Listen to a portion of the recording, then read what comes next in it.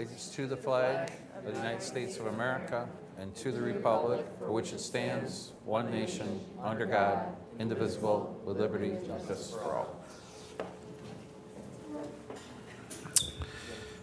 Okay, thank you for that. If I could get a motion to approve the meeting agenda? I'll motion. Any discussion? Being no discussion, all those in favor? Okay, thank you. Pearl, do we have any, no cards for community open forum? All right, we'll move right into Section D, special presentation to the board. Board recognition. Melissa Stats. The floor is all yours. Hi. I was talking to my son Drew on the way here, who is now 23, and I said to him, you know, I can't believe this is my last board presentation. I said, I hope that I don't cry. And he said, Mom, it's nothing nobody's seen before. Like, they're going to be fine about it. You can cry all you want. They all know what it looks like. So I just wanted to share that with you in letting you know how much my job here has meant and my ability to share what I love with you. So thank you for your support. We're going to run through my favorite night where we have the kids present artwork to you, to each Adopt a Board member.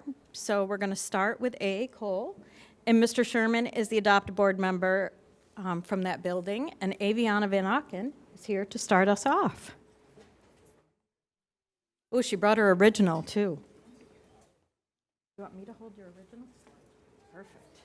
So she's a Bob Ross painter, so you get a beautiful note card. Look at that. Follow 5th grade? Yikes. Beautiful. Oh, will you let Brandon?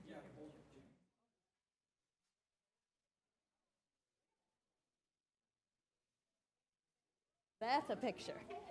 Oh, Miss Hill wants one with you, too. Got it? Beautiful. Thank you so much.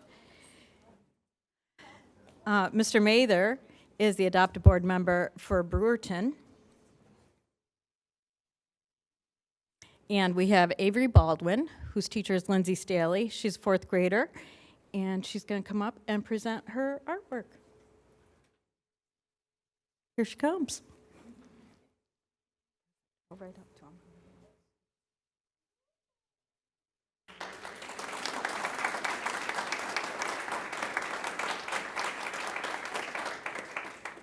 So good.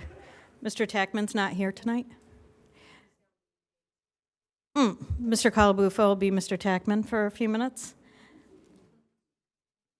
Alana Hansen is here.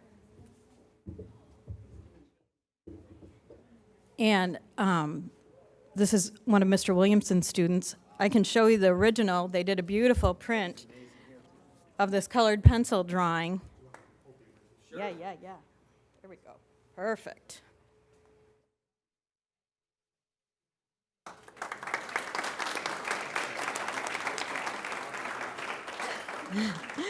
There you go. There you go. You can take that with you. Okay, yep. And you'll give that to Dave? Yep. All right, thanks. Makes me not want to leave. Not really. Just joking. Just kidding. Just kidding.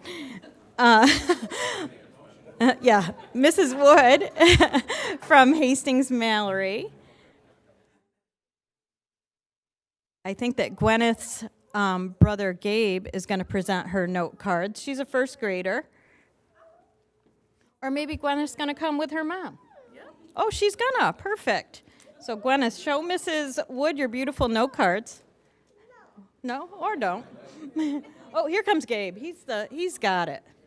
Perfect. Who doesn't love a big brother? Yes, thank you. Great work. You came up. Good girl. We lived. Mr. Hoy, who is the adopted member for the maintenance center, is lucky to get a photograph from Hannah Roeder, a 10th grader of Tiffany Bergman's. You're gonna love it. Look at that.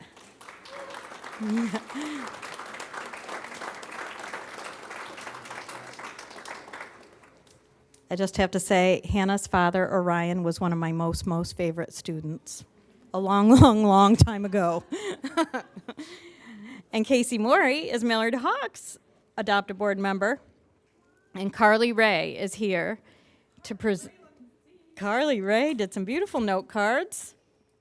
Mrs. Greer is her art teacher. Perfect.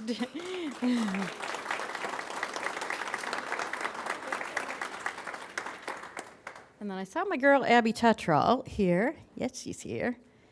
So for Mrs. Fishman at the high school, some of my portfolio kids each made an individual card. So Abby's here to hand it over. Here you go. Yes. So they're all different. Yes. Perfect, thanks. And then Allison Douglas from the Transportation Center is going to have Allison Noonan. It's like we planned it. Mr. Shahadi's sixth grader. You give her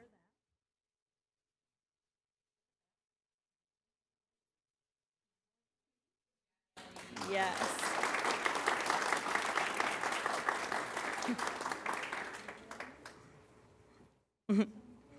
So good. And then Natalie Stone, a 10th grader of Mrs. Bergman's, has a photograph for Mr. Patch.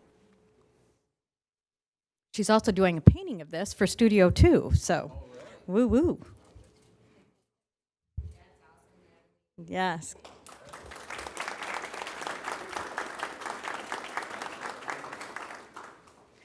So we appreciate you. Thank you for all that you've done for me and my friends. We appreciate you, Miss Stats.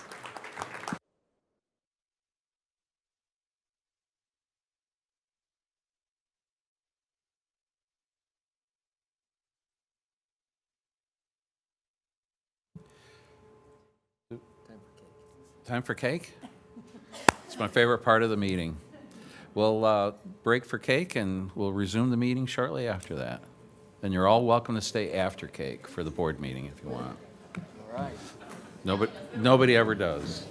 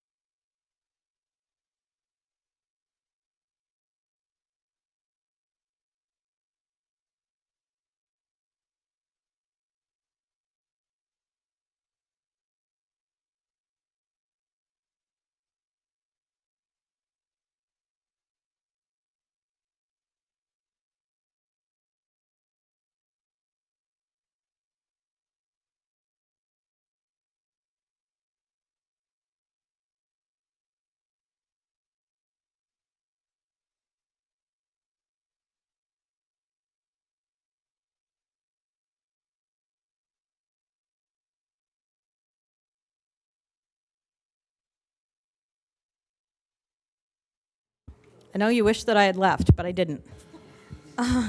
Mr. Patch was kind enough, I think, to ask for a little state of the department. It's been a long time since I've done one of these presentations, and he asked for me to highlight achievements and challenges. And so I gave you, I showed this to 1,000 people, and many of you know my husband's a superintendent and thinks, well, he is at work the boss of a lot of people, but at home I'm the boss of him. And I had to remind him, like I showed him my presentation. He's like, I don't know, it's a lot of words. I'm like, I have proofed 1 million of your emails, sir, and this is the only time that I say anything. So we might go through all the words, despite his advice. But I wanted to start with some achievements. I just said to Mr. Hoyt years ago, I don't know how many years ago, probably 10 or 12 years ago, if you want to click to, is this a clicker? Ooh, look at this. I got to turn it on. Can't see a ding-dang thing.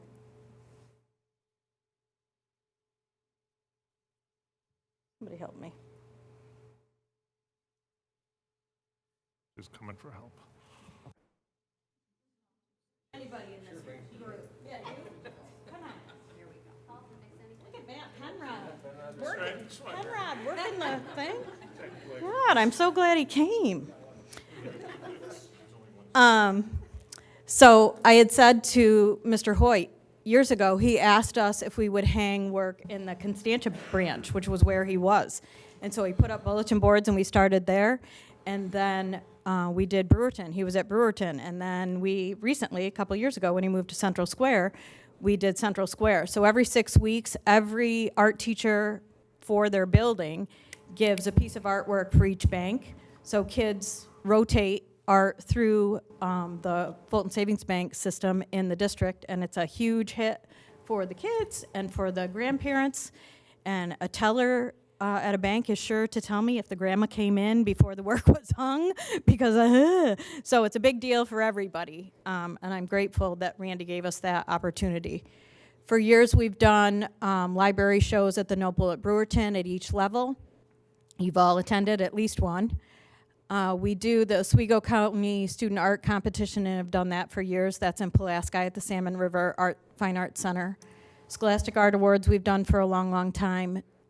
New this year, we did the CNY Art Guild, which is just for seniors. Senator Mannion had a K-12 showcase at his office. And then we entered one piece from Hannah O'Neill at the Congressional Art Competition. The display was in Victor, New York. So that was a big deal for Hannah to have gotten selected. I know that Tom and Pearl share all this with you, but I just wanted to go back since we're talking about achievements. I think that when I was doing this, I was thinking so much about your list of attributes that are so important to you and so important to all of us. And I think that as art teachers, we take for granted all of the things that we do because it's what we do. But each and every one of those attributes is something that's happening in our classroom every day, each of our classrooms. Lindsay Staley, who teaches elementary art, and she's also a potter, she's director of the Feats of Clay. And since she's become director, she's really been working hard at transforming this event. So every year it's been a little bit bigger and better, and now it's at the Everson. So this bottom left photo is pictures of our kids last year at the Everson Feats of Clay. It's an exciting opportunity for kids to have fun with ceramics. Last year, I helped in organizing the Blitz, which is kind of a creative problem-solving competition, collaboration, and it was at Hannibal last year. We were going to have it at Central Square this year. Dr. Sweeney wanted to host, and we had it all worked out, and then it didn't work out. So it'll happen in December at SUNY Oswego. But it's great that we were invited from the beginning. I think that it's important to know, and I didn't think about it until Kristen Enright had mentioned it this summer. I always forget, like it's a big deal for us to have gotten selected. Tiff Bergman, who teaches photo and studio, Linz, who's at the elementary buildings, and myself have all been recognized, as well as Christian Morrow, who graduated last year, for innovation in arts education, which was a big deal.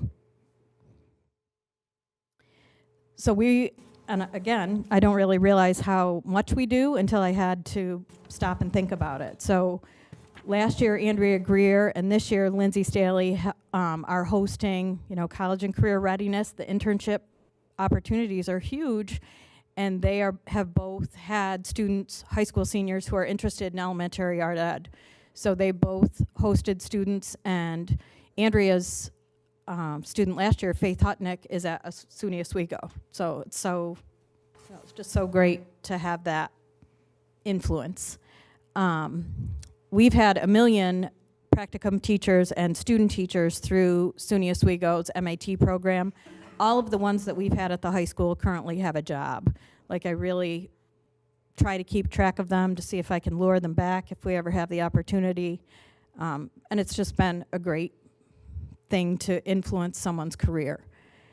My favorite thing that we have done, and probably the thing I'm most proud of, is we have established a scholarship K-12 art department, and since we started it in 2009, we've awarded over $36,000 in scholarships to seniors who are furthering their education in the visual arts, which to me is, we don't have a booster club. We're not music.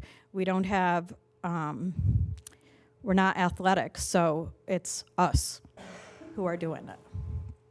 And I'm also bossy in National Honor Society, so we try to give our kids lots of volunteer opportunities. We do face painting at Brewerton, and they work open houses, and they do paint nights here and work the auction. And they're able to see how the skills that they've learned in the classroom apply everywhere, and how it's going to be great for them for the rest of their life.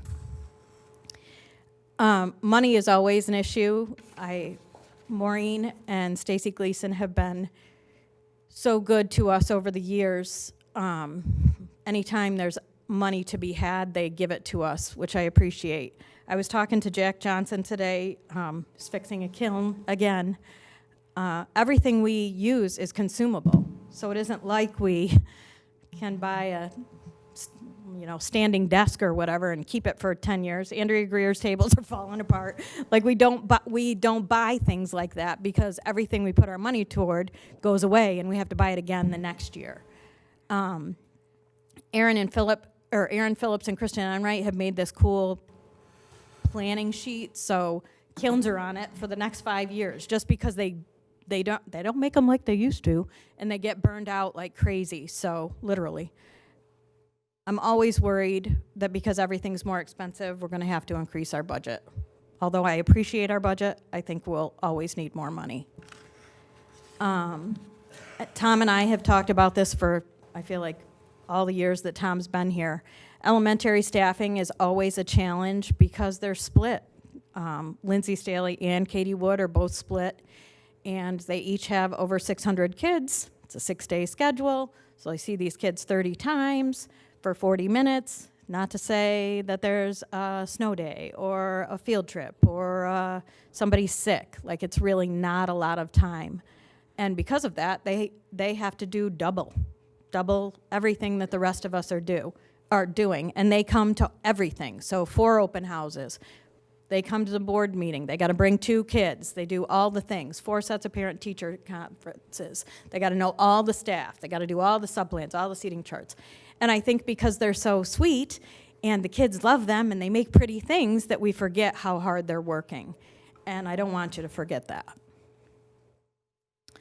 At the high school, because of attrition, we lost a staff member that the position wasn't refilled, and we've been trying to catch back up for all that time. As a result of that, we've had kids not getting what they want. We've had years where we didn't offer any advanced classes, which is really a travesty, not good for kids. I don't care how you say it, it's just not. And everybody's on these new graduation pathways, which the individual arts assessment is a choice, but we could never do it unless we hire somebody. And we'd have to run advanced classes with lower numbers. And I get it. I know. I've done this for 22 years. I know numbers is the game. But at some point, you're going to have to commit to making it happen. This year, we had a lot of kids who didn't get into studio and art, and that's happened for a number of years. I'm teaching a 6th section because I felt bad. But another teacher at the high school would help that greatly. I just wanted to come back to this because I think, again, we spend a lot of our time hanging stuff up and saying how great it is, but we don't talk about the actual work. And we make the kids these things. So, thank you.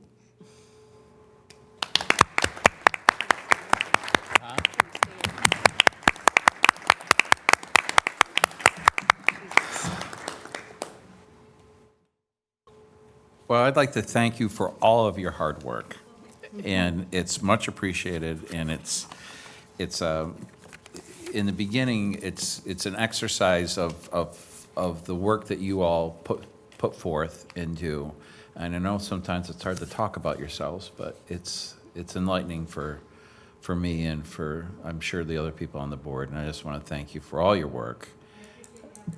And, yeah. I loved all the words. Tell your husband that we love the words.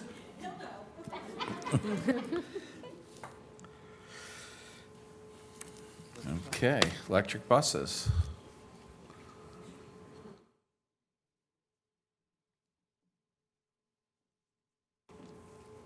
I have a set of keys that were in the men's bathroom. Anybody's missing or anybody comes back, I would think.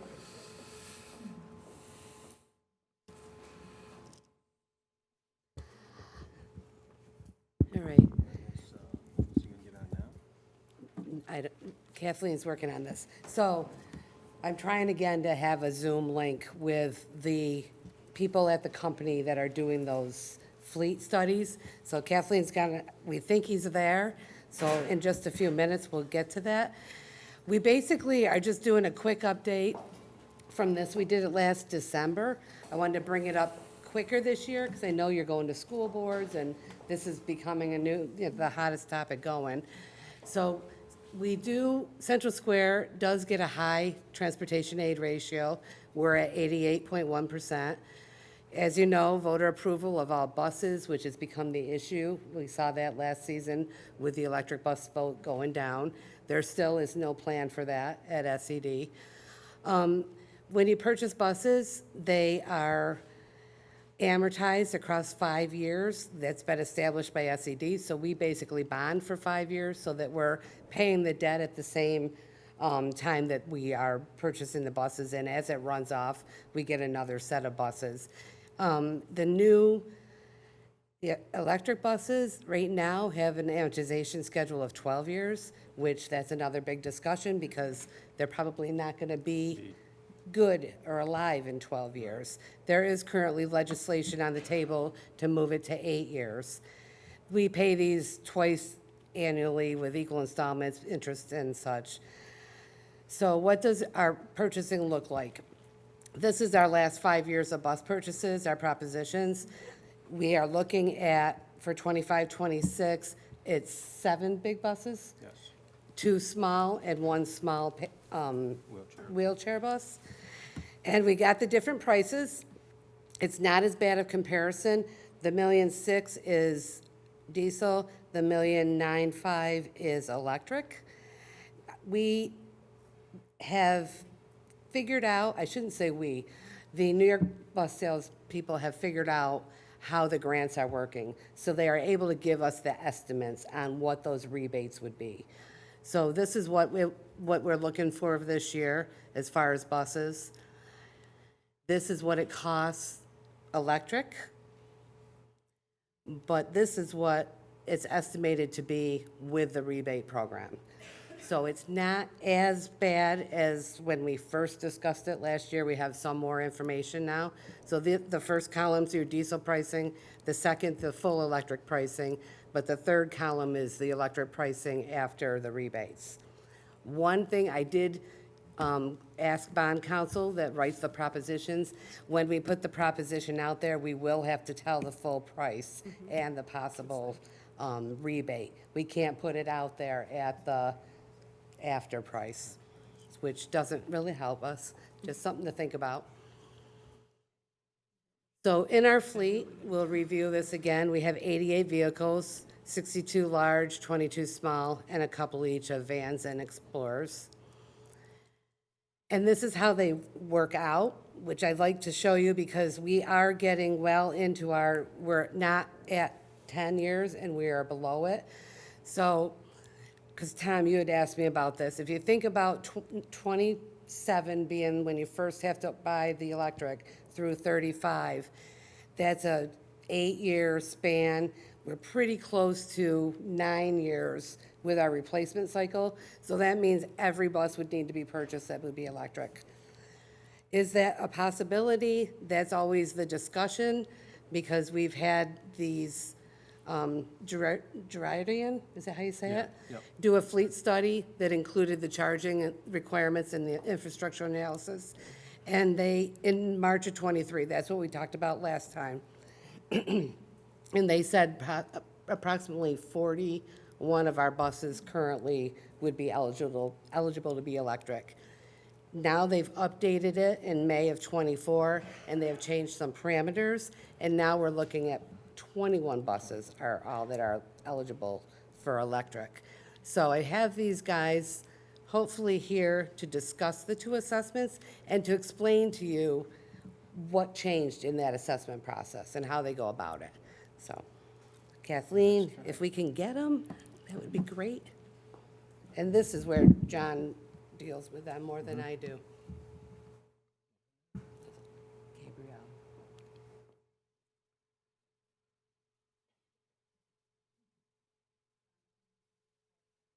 Hi, can everyone hear me? Yep, we can hear you. Can you hear us? Can you hear Hi us? there. Yeah, hear you guys loud and clear. Just quick question. I'm not sure if my screen share is coming through. No. Yes, it says Polara. Yep, Yep. perfect. Yeah, So, that's not mine. good evening, everyone. My name's Gabriel Glanz. I'm project manager at Polara, working on the Central Square electrification plan. As Maureen mentioned, I'm going to be going over, primary objective is to show the differences in the fleet study from the most recent update versus the one that was last presented. And then just some updates on the engineering, planning, and design, and notes about the Clean Green Schools initiative. So what was previously calculated using the data provided by the school showed a large spike of power usage. So this is what prompted us to reevaluate the fleet and the trips to see what, one, was causing that, and two, how that could be eliminated. The problem with that spike in demand that I've got circled is that it really drags the needs of the bus fleet a lot higher than the reality. So you can kind of see that with power management. And just as a point of clarification, power management is software-driven charging, so that there aren't any spikes in draw from the grid, and that it's equalizing the charging across all the time that's available. So we can see that with power management, the demand doesn't really exceed 400 kilowatts for that fleet, except for in that moment, which is a 4x difference, meaning you'd have to size the infrastructure much larger than how it would be used most of the time. So what we determined was that in that 3 to 4:30 p.m. time window, there's a division of 2 trips, and our new assumptions for recalculating was that any two trips which were within a 30-minute window of each other, meaning that it would arrive and then it would have to depart within 30 minutes, would be considered one large trip. So that's what we determined is causing that huge spike in powers, because we're having all these buses come in and then telling them to leave immediately after, and it's trying to draw as much power as it can within that very short window.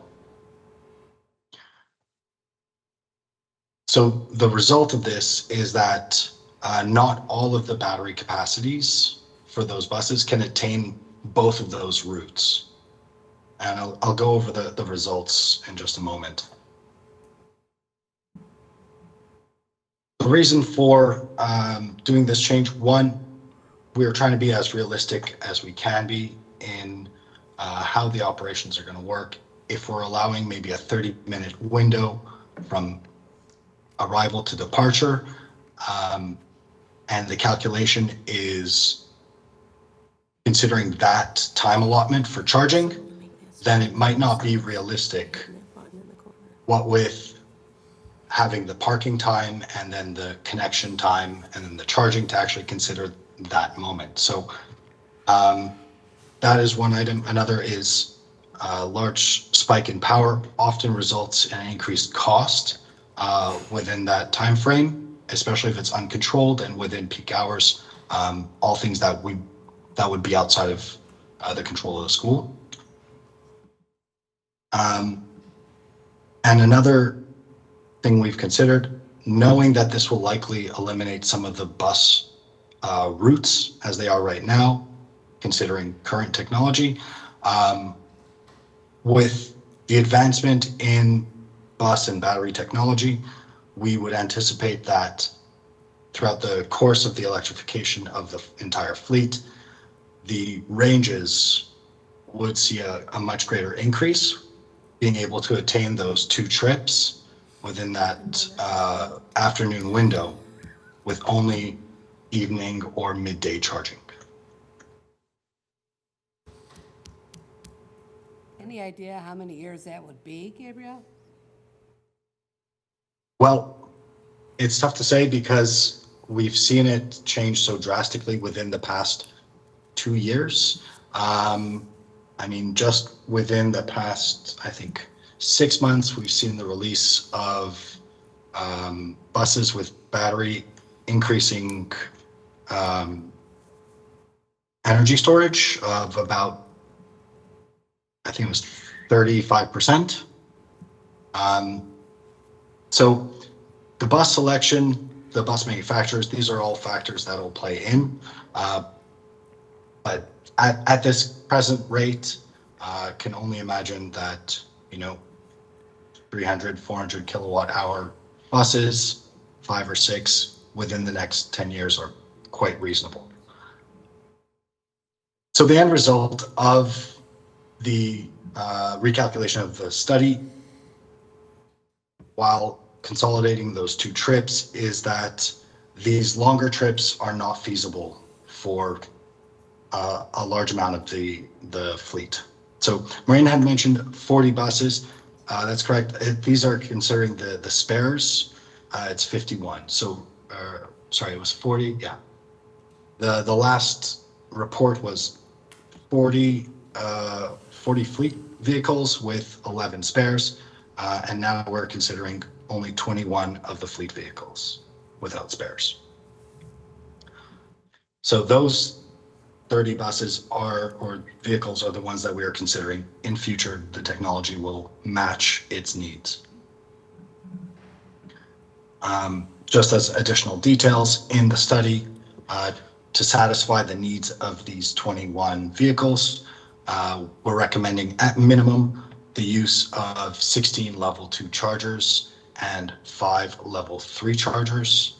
Of course, those details can be further defined when readiness for implementation is there.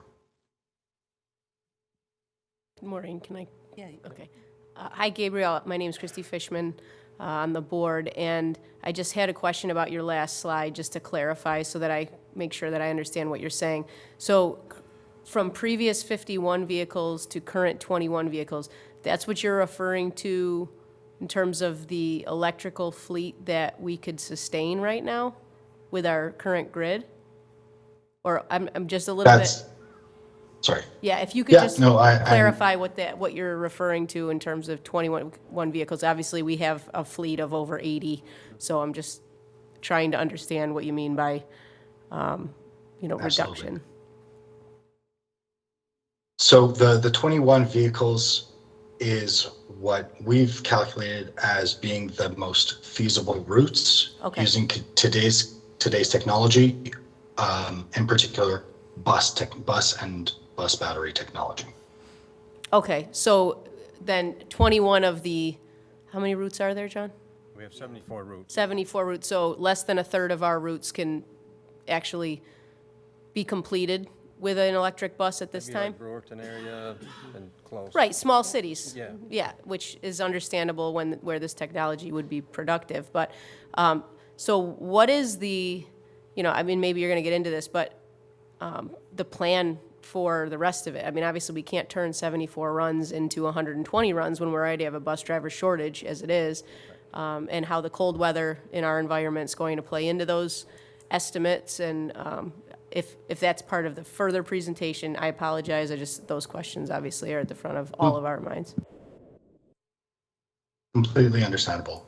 First, I'd just like to address, there was no intention to go very in-depth in the analysis. We do consider the cold weather temperature as being the standard or the worst case scenario for all of these. So you're always going to see better performance out of your fleet in the summer as we would in the winter.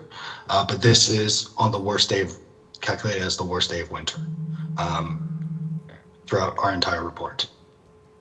The 21 vehicles that are currently feasible, that's considering if they were on your lot tomorrow. The infrastructure and the total power need, that's going to remain the same throughout forever because it's more based on the efficiency of the buses. So we will see in the next, I'm sure, 6 months, newer buses come out with higher ranges. And so it's really more of as a starting step, 21, if you're ready, would be easily transferred into electric tomorrow. Although we can plan for the entire fleet. One, on the infrastructure side, it's a very simple solution because that remains unchanged. And then as those buses become available, as that technology becomes available, that's when it would be the right time to purchase. Okay, thank you. Yeah, Gabriel, this is Steve Patch. I'm the president of the school board. What concerns me is that I feel like we're playing catch-up, right? So we had the study last year, and then we've had a modification to this, and I talked about it last year when it was brought up, is that the technology is going to outpace our implementation of this whole thing. In that, last year we had 51, this year we have 21, and I think that, I don't know if we've looked at battery storage to go off peak to get to the amount of electricity that's going to be required, because I would just tell everybody that my experience when I've talked about the electric bus things out in the public, nobody is in favor of this. When I say nobody, and I just installed a 48-panel solar system on my roof in my pole barn. I'm all for it. This is the future, but nobody.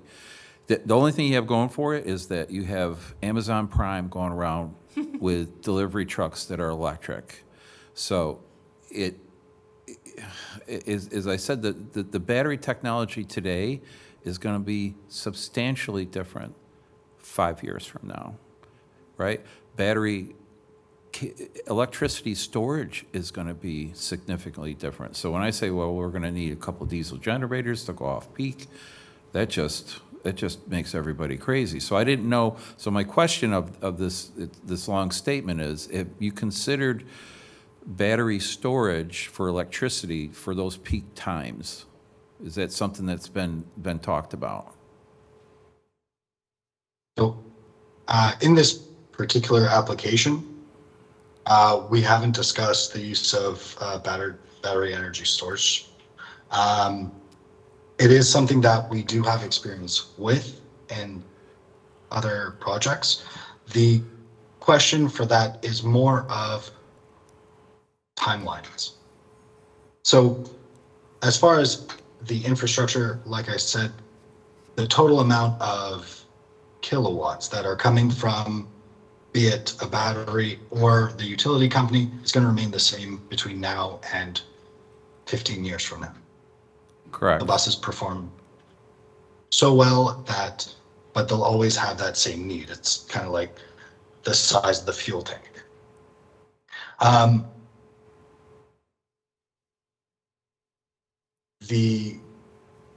The reason why timeline is so valuable is, like you said, in 5 years, battery technology is going to greatly improve. That applies to both the buses. So if it's not the intention to change over the entire fleet within a matter of a couple years, that allows for that time. And I'm not here, to talk about bus technology. I don't work for any of the bus manufacturers. Really, it's more about strategizing the implementation and designing the infrastructure and coordinating so that that transition can be as easy as possible and to allow for as much flexibility as possible. So battery storage is definitely an option that can be considered. The first question would be, is the demand in excess of 21 vehicles today? Yep. We just wanted to let you talk to him as far as what changed with the study and why it was so vastly different than it was the year before. We're gonna have to start talking about how we wanna go about this and when we wanna go about this.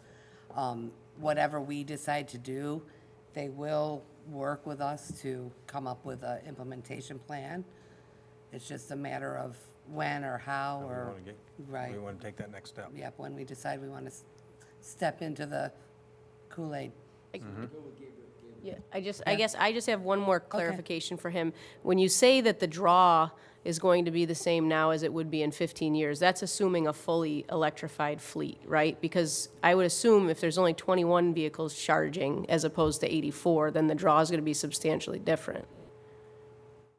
Sorry, just to clarify, what I meant was the entire fleet is going to need the same amount Yes. of energy Understood. to perform. Okay, but when we're Well, talking that will 21, sorry. when we're talking 21, that's going to be a lot less than what it would be in Correct. 2035, potentially, when we have to have the full fleet, electrified. Correct. So we would plan for 2035 with the first step being, what are these 21 going to look like? And then how do we grow from there? Okay. Yep. Is that all the questions for him? All right, thank you, Gabriel. Thank you. Appreciate the No help. problem. You're very welcome. Should I continue? Well, Oh, right, well, okay. Yes, yes, go yeah, ahead. go ahead, sorry. Go Go ahead. ahead. We thought ahead. that was. Sorry. Yeah, okay. I just wanted to touch on just a couple of the progress points about my involvement and working with Marie and the whole team over at Central Square. We had started in summer with the engineering and design plans, looking at what that first step of implementation might be. And we're expecting completion of the electrification plan in early 2025. Some of the points that I had already mentioned, goal being to be know what the full picture is going to look like at the end of the transition and what the first steps will be. And been working closely with the Clean Green Schools Initiative, which is supporting this whole exercise and covering all the consultation and planning for this project.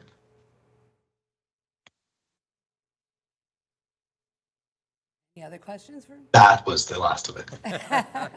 Thank you. All right, Thank you very much. We appreciate it. Very welcome. Have a good night. Have a Take good care. night. Kathleen, you can. All right, so some big questions that we're going to obviously have to focus on in school boards. School board members that are going this month to New York City for school boards, this is obviously going to be a hot topic in multiple sessions. So the questions that I'm asking and other superintendents are asking through NISCUS that we just had are the following. So are they going to change the deadline? Because if they only change the first part of the deadline, saying you can't purchase electric buses after 2027, it doesn't really help a district our size accomplish what they're saying we would need to accomplish with the whole fleet being electric by 2035. So that's a huge issue right there. It's a timely discussion and a decision that they have to make. The second thing is they keep saying that there is grants out. But that might start with some of our buses, right? But then what happens when we have to replace, and there's no way they're going to make 12 years. So what I'm hearing, it could be anywhere between 5, 7, 8 years for a bus. So then when we need new buses, are those grants still going to be there? Or do we go back to paying 3 or 4 times the cost to be able to cover electric instead of diesel? That's an issue. And then are they going to change the mechanism in which we get aid for the construction project, which would have to be substantial, not only to generate enough power for our individual charging stations, but for all of the significant upgrades that are going to have to take place to our transportation, to our bus garage, with lifts, the whole 9 yards that are going to have to be done to accommodate all of this. So that's a cost that we as superintendents are not getting answers on right now. So the community is going to want to know. And so I fully understand that a lot of superintendents right now are scratching their heads saying we probably have to put 1 or 2 out for referendum, knowing that they all got shot down for any district that tried that before. So there are so many questions that still need to be answered. We know we're eventually going to have to do this, but the question is going to be how are we going to be able to start the roadshow for our community to let them know and do a community forum, because I want to get as many, just like the cell phone situation last week, I want to get as many community members in here as possible so they understand it's not a central square rule that we're looking to do. It's the state has come out with this, and the governor, and the timelines are pretty strict. So that's kind of, those are the questions that we have, and that the board members have the opportunity across the state to be able to press them on when we go down there. And that's kind of why we wanted to bring it up, let you know what that update was.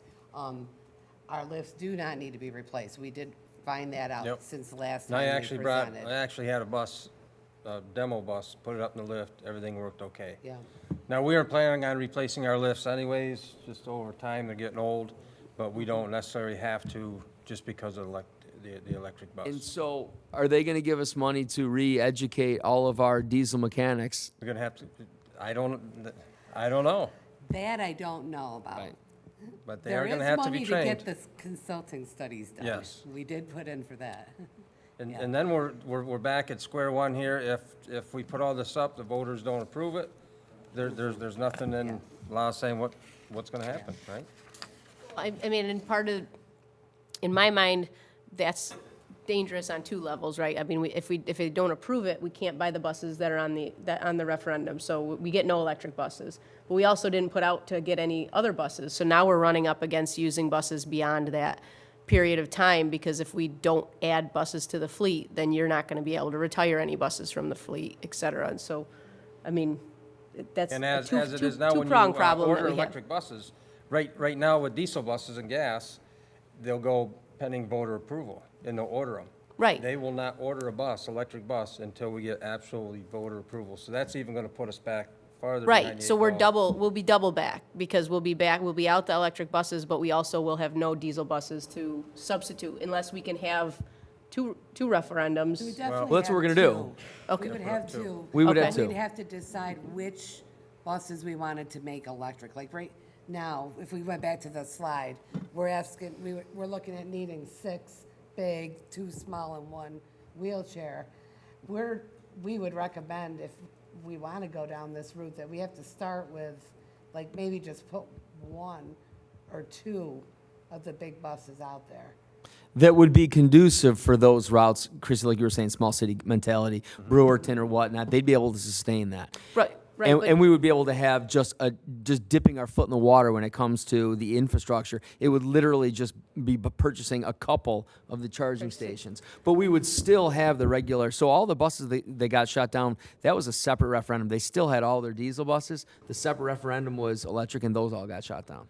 Right, but if I understand what Maureen's saying, so we would take 2 out of the 7 for diesel? That's how I'm understanding it. Like, we would go out for 5 Right. diesel and then have So- 2. So, yeah, we would So be if a the 2 little electric, behind. then we would lose Correct. those if that doesn't get approved, even But though we if- really need 7. Honestly, thinking about it out loud, we probably don't have to, because just because we have voter approval to spend the money doesn't mean that we have to. We could do this and the other, and then Correct. decide, if it were to pass, decide how many we wanted, and just, Yeah. you just I can't would, spend over the amount. I would be more in favor of, Buying all of these.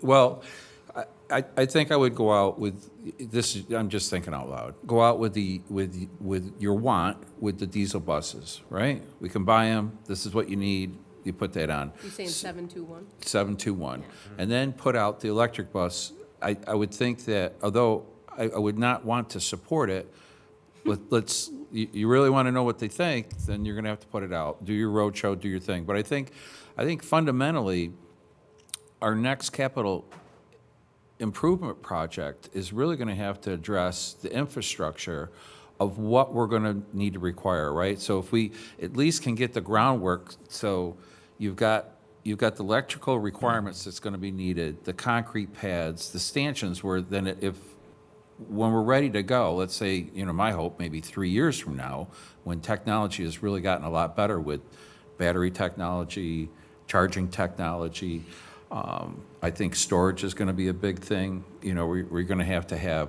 you can store electricity. Elon Musk has figured that out. And I think that's a better sell than putting up 2 diesel generators, right? But if we have it in our capital improvement project, then maybe we can get that part, because it's 2 big pieces. New bus garages, charging stations, I just went to Buffalo yesterday and stopped probably 4 times on the thruway, and there wasn't anybody charging nothing. And I've got a plug-in Prius. You can plug the thing in, but fundamentally, if we can get the electrical requirement, the hard wiring done, ready to go, concrete or whatever, you have to look at the engineers. I mean, because I didn't want to seem like I was picking on him, but he's learning too, Oh, yeah, they are. right? Everybody's learning. So, That's why they came back and they're looking at it differently, because they've learned just over the last year Right. that. And they- King and King's that- gonna have that to they- kinda- There's no power, there's not enough power for any of us to have those peak times, so they're trying to level them off. Oh, to absolutely. Make it a little more doable, obviously. but, you got, I don't know for those that live in the town of Clay, but the town of Clay, because they're putting up so many solar farms, that you can change over and you can tap into that energy now. They're going out to residents to say what to reduce and get a little stabilization. Because, without, wholesale electricity has gone up 30% in the last 4 months. Electricity is going to be expensive. So you've got that coming too, because of all the data centers, and there isn't enough infrastructure. So I would say, to wrap it up, let's get with King and King and find out fundamentally what are we going to need, at least start talking about that, and then the buses, we'll have to see. And that's where we wanted to get it out in front of you before you go to school boards, and give us our marching orders, and we'll figure out which way you want to go. But I, It doesn't. So they're doing this study, and once they get, we walk the ground and said, blacktop, I want all the conduits in the first time, so we're not redigging up new blacktop. So we've done that walk, we talked about the charging stations, how we want to be set. So once they give us that whole report, then I will turn that over to King and King, and then they start to evaluate. The value's gonna be huge. yeah. Yeah, well, yeah, and that's what scares me is that, and I'm sorry, I'm dominating here, but is that the bonding capability of the district is only so much. We can only pay so much a month. So, you know, have an understanding of the cost, but then also understanding that it's gonna be a lot cheaper to do it on our next capital improvement cycle than it will be our second upcoming capital improvements. That means stuff doesn't go down, it just goes up. So, you know, and if this is the way that it's gonna go 10 years from now, at least if we've got all the infrastructure hardscape in, if the newer stuff comes out. Because what scares me to death, we buy 4 buses, and in 5 years, they're no good.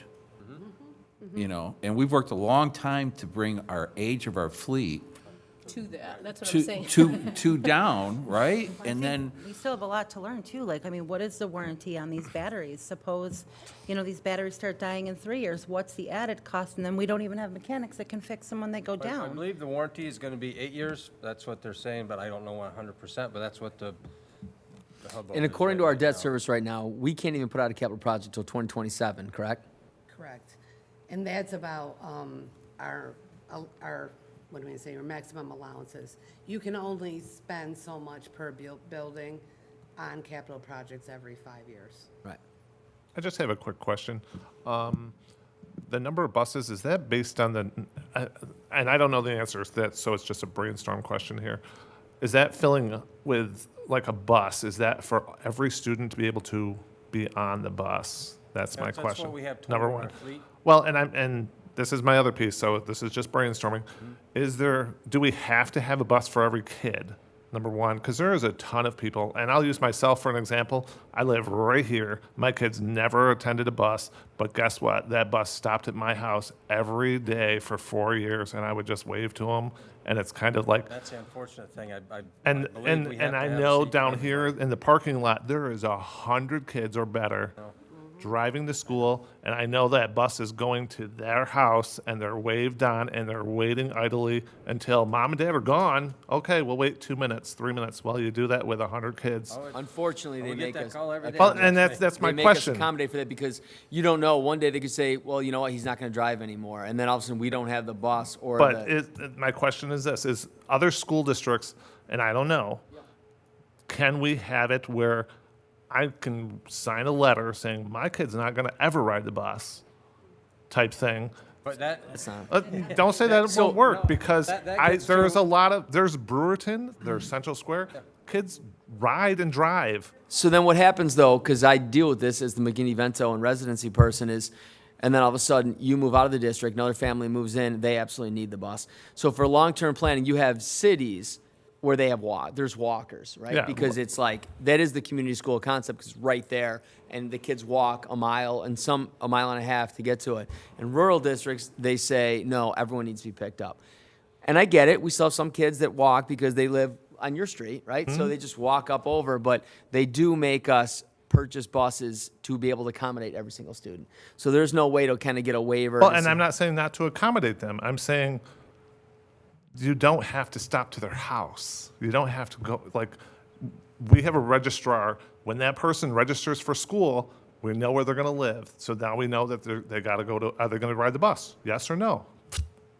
then the their box. car breaks down or something, and then we get the call, That- I need but the bus, and the that's- bus isn't ready to, Yeah. it's a big, I'm just, That's a the big legal, snowball. the legal training in my mind is gonna say that's, Yeah. it's gonna be, it makes Oh, that common makes common sense, but sense. it's just never gonna be something that the state approves, because that's just like soup for, there's just problems with all of that. Well, like and I what can he's saying. understand an elementary kid, but I see hundreds of Oh, kids. don't get me wrong. Oh, yeah, there's- I get in this line right here Yeah. every morning, dropping my kids I mean, I off. try to go to work, and Right.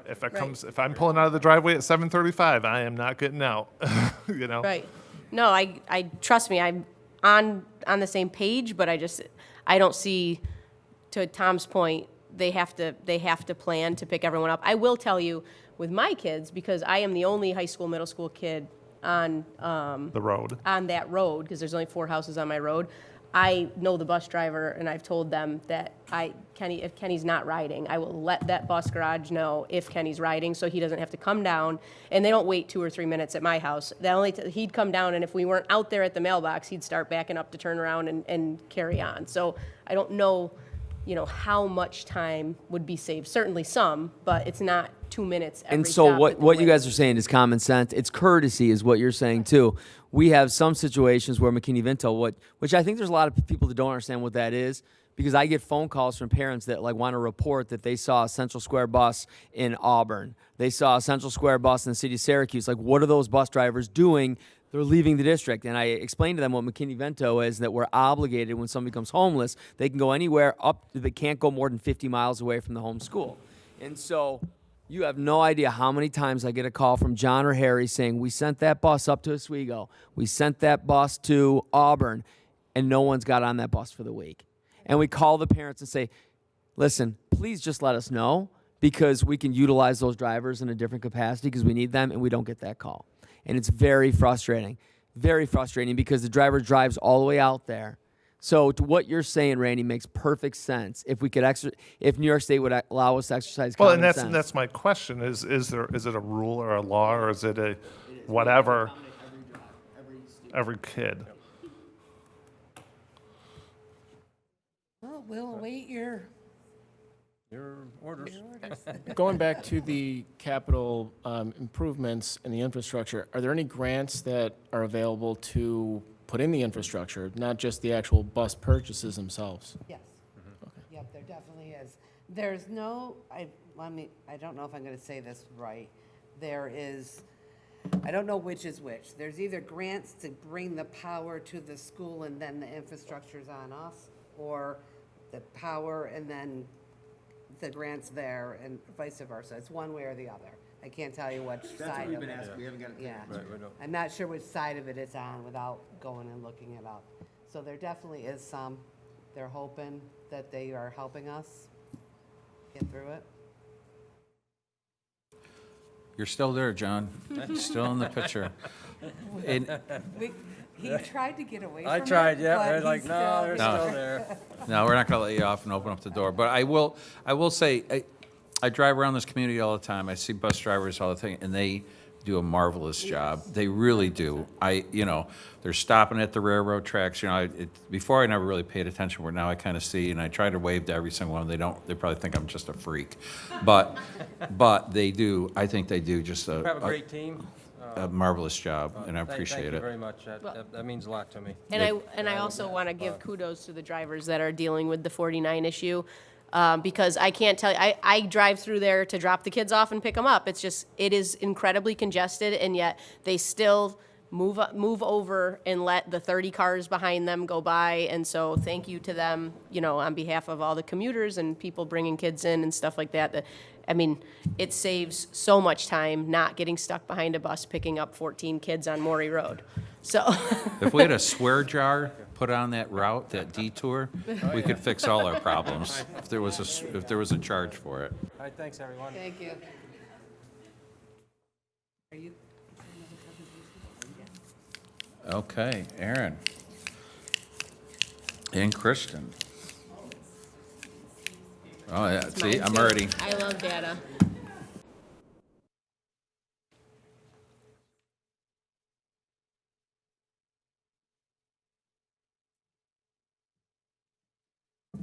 We have our secondary admin team here with us, and they are early to bedders. So I keep looking at the time like, are they still good? And this is like my hour to shine, because I am like a night owl, and they are the early birds. So if you do have any questions throughout the presentation, that's why they're here. So we have Jeff King, principal of the high school, Matt Penrod, principal at the high school, and Heidi Sweeney, executive principal at the high school. Okay. I'm going to give my spiel, then I'll turn it over to Aaron. Aaron won't let me play with a laser, so I'm just going to click. Okay, so the first slide, we're talking about secondary goals, and the first one's about increasing instructional engagement. So when we talk about Regents exams, our two main focuses, just like in elementary, that math and ELA component. This shows last year's Regents exam compared to the prior years, so 2022, 2023 to 23-24. So I tried to color code, and I'm not as fancy as the Dibbles coding. I only have two colors. Red, like not great, not happy, not thrilled with it. Green, yay, good. Red, bad, green, good. That's it. So we did go down with our English. I hate saying the word down because we're above 85%, which is huge. We know we're always going to have kids that struggle with test taking in general, but to be above 85%, I'm always going to be pretty happy and satisfied with that number, but I still put it in red because we went down. But algebra was a brand new Regents exam, so they gave it at the beginning of June. So we were excited to see with all the curriculum audit work we've done, looking at the standards, changing the common assessments, going through the curriculum cycle, we increased our scores. So it's hard to compare because it was a different test, but still important to know that we are showing improvement, that 76% of our students are passing that algebra Regents on the first try. We did allow for our students who are taking algebra over 2 years to take the test after year one, because we want to give them as many chances as they can to pass the test. So with that 76, there is a chunk of them that really weren't meant to take the test to begin with, but why not, right? Give them every chance they can to get that Regents exam credit. Underneath that, just gave some AIS highlights from the high school. So 76% of the students in AIS ended up passing their ELA course, and 50% passed Regents, which doesn't seem like a big number, but that's half the students that never passed the year before. So you know, you're going to see that number a little bit lower, but these are kids that have already taken the Regents the first time. And then for math, we have 83% of the kids in AIS got their course credit. So some of them were identified the year before, saying we thought they might struggle in their next math class, and some of them were identified throughout the year and put into AIS after we checked first marking period, second marking period, to help them pass their course at the end of the year. This is where I want my pointer. All right, I'm going to stay put. Pretend I have a laser pointer. So for 2 or more failures, these are kids passing or failing 2 or more courses, and this is not just their core courses. This could be electives, this can be anything. So we broke it up into 2 sets of data. One is by grade level. So if you take a look at middle school, 6th grade, in 2022, 2023, 9% of the students were failing 2 or more classes at the end of the year. That went down to 8% in 23-24. Go down to the next line, 7th grade, it went from 12% up to 17%. That's why it's in red, because it increased. We want those numbers to decrease. If you notice 10th grade, 11% to 20%. But take a look at, I gotta go over here for just for a second. So 9th grade, 21%. This is that same cohort. That's why we broke it up like this too, so you could look at the class. 21% of them failed the year before, now 20%. So it's kind of looking at the data 2 ways, right? Is it a grade level, like our kids failing 10th grade classes, or is it a cohort concern? And we know that junior class, you know, has always struggled, right? So we kind of look at the data in 2 formats and we break it down from there. So something to consider, a lot more green than red, which is what we're always aiming for, right? We know the junior class is a little highlight there, have struggled, has had a challenge. We know by senior year that 5% is decreased because they know they need to pass. This is the lag, right? We spend a lot of time with our seniors. We spend a lot of time with our freshmen and working on those transition years. So I think that really showed going from 21% to 10, even though it's a different group of kids, it still shows that we spend a lot of time with those 9th graders and what we can offer, and it shows in the data. So I do have to say, because when Dr. Love and I were talking about numbers, our tech director, he was saying, ooh, I don't know if I love cohort because, you know, kids move in and out. So I do have to say that just for good, true data, it's always not, you know, the denominator is going to change, right? Because of the number of kids we have each year.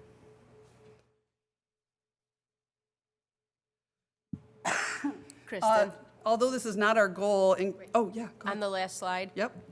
class of 2029 during COVID was what grade? Ooh, okay. I'm like, my son's a 2020. Okay. No, you can do it, right. I was going to say, one of your kids. My youngest is a 2027, and he missed the end of 5th grade, all of 6th grade. So then if you go backwards, what is it, 3rd and 4th? Yeah. So that's Q3. Yeah. Yeah. Yeah, that was going to be my one question as far as how do you think, how are these numbers, and what's the effect of COVID, right? Of kids not being in school, right? I know, I can't wait to not say that anymore, but it does, it means something I for the would say next- so. Common sense would be Yeah, that you didn't have them for 2 years. I mean, you had them, but you didn't have them, right. right? Right. And it's nice to see 3 years' worth, and we haven't been collecting that data and collecting it in the same way, so it will be nice to see 3 years out instead of just 2 columns there.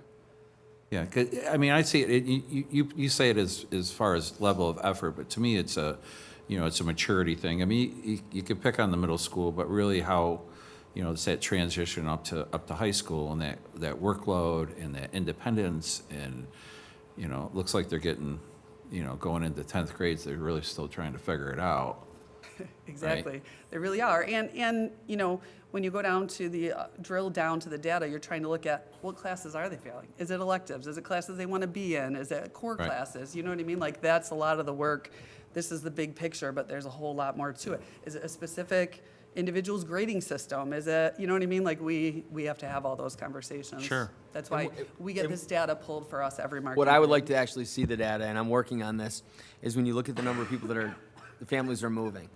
And a lot of these kids that are moving, they're moving out of state, they're done with New York. These are families where kids are top academic kids.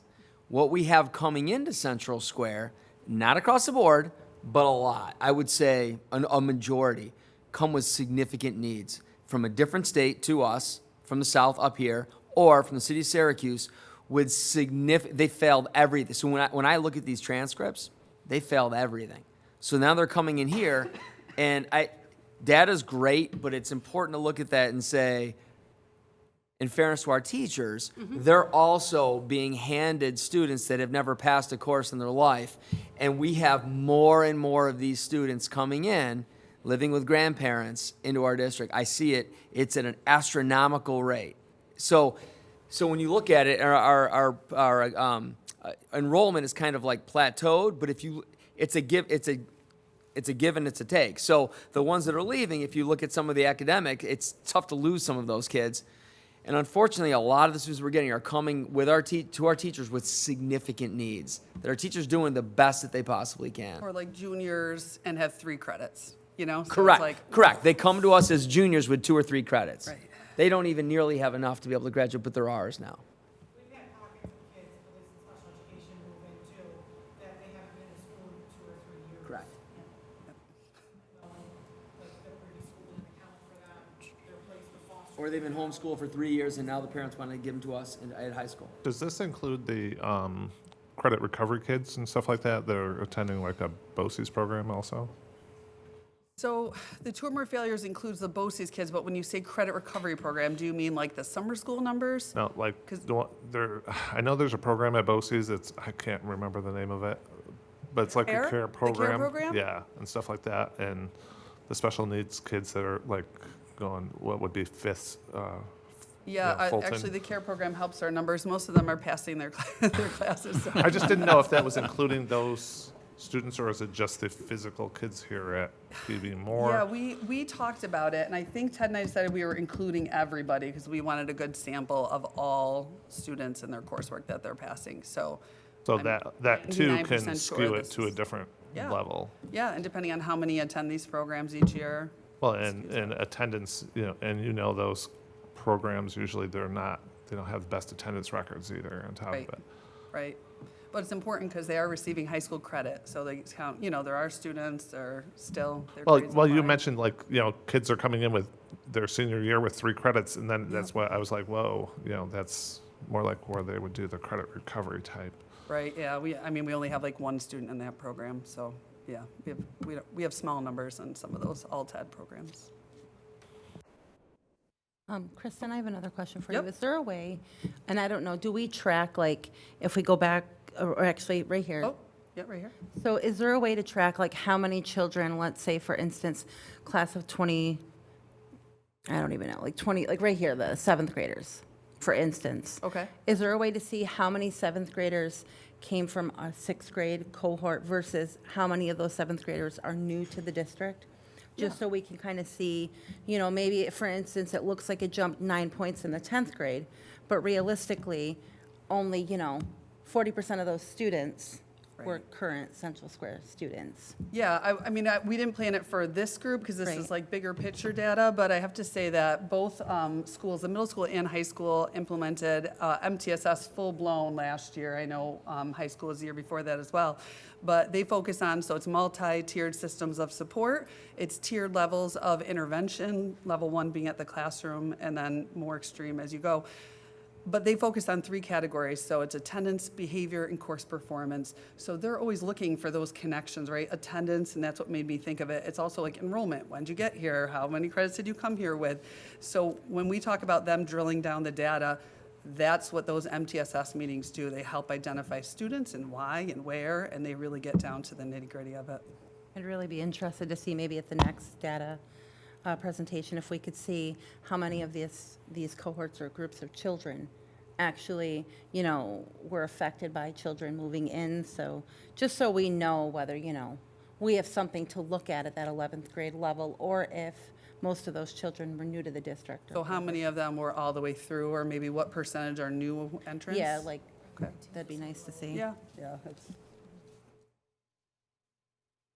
Okay, still sticking with instructional engagement, this was just a huge celebration, so we wanted to add it, and I was glad Heidi added it to the high school goals sheet. So we do appreciate AP tests being paid for this year, and hopefully the numbers will continue to increase. I'm not positive about this year because the announcement came out, a little bit later after students selected courses, but, we went from 83 students taking AP courses to 113.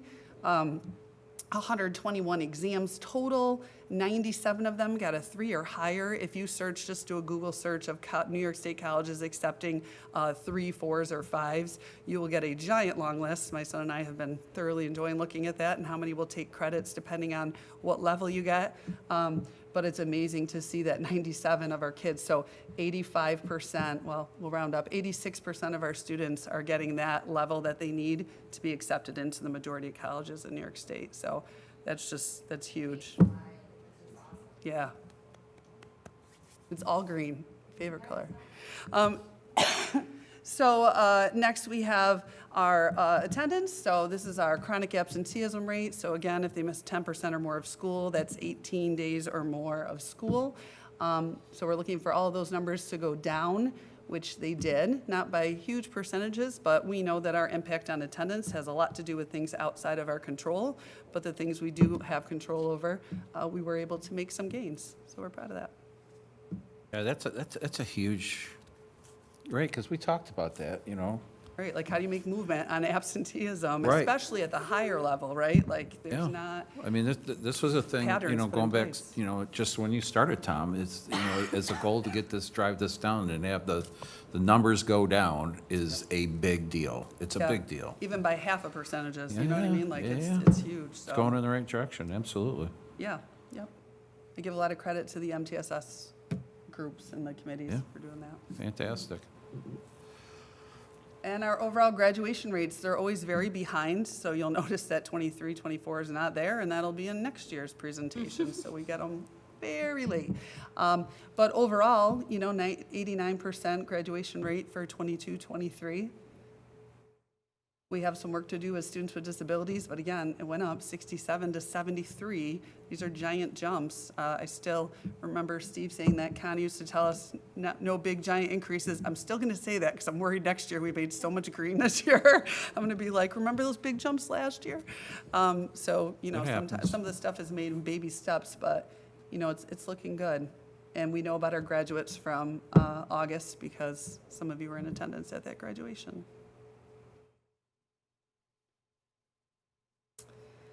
And lastly, our communication, which is huge, something I know at the district office we talk about all the time, and there were some definitely things put in place. There are newsletters put out monthly. I know Matt at the middle school started a document and tracking all the communications that was sent out in Blackboard Blast, so if anybody missed it, you could go to the sheet, you could click on it.